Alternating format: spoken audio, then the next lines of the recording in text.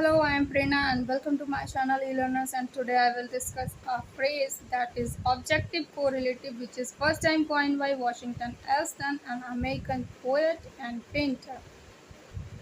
T.S. Eliot first time used it in his most popular essay Hamlet and His Problem in 1919, which was published in 1920. So, according to Eliot, objective correlative is a set of objects, a set of situations, a set of events, which should be the formula for poet's emotions so that the external emotions at once is evoked in the mind of reader.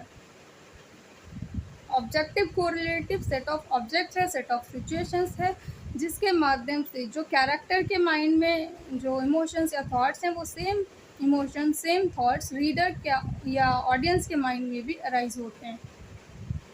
जब lady Macbeth candle लेके जो उसका sleep walking scene दिखाया जाता है, candle लेके अकेले आधी रात को जा रही होती है, तो वो कुछ बोलती नहीं है, वर्बल एक्सप्रेशन का यूज़ वहाँ पे नहीं होता है। उसके बावजूद भी जो ऑब्जेक्ट्स हैं, जो कैंडल है, जो सिचुएशन है, रात का सीन है या उसके जो एक्सप्रेशन है, उन सब के माध्यम से ऑडियंस समझ जाती है कि इसके माइंड में क्या चल रहा है।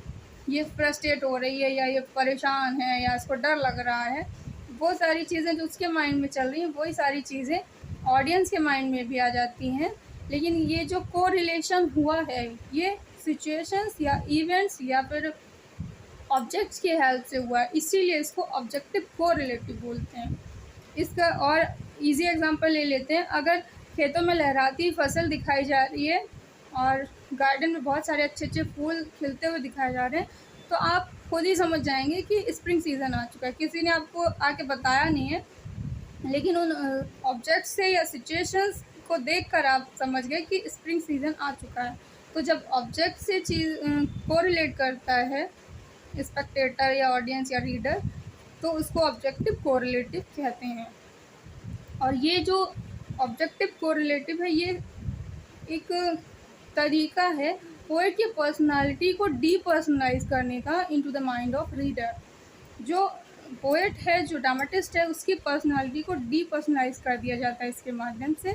और ऑब्जेक्टिव कोरिलेटिव में इतना ही है। और आई होप आपको ये वीडियो अच्छा लगा होगा। अगर ये कंटेंट यूजफुल लगे तो please do like, share and subscribe, and thanks for watching.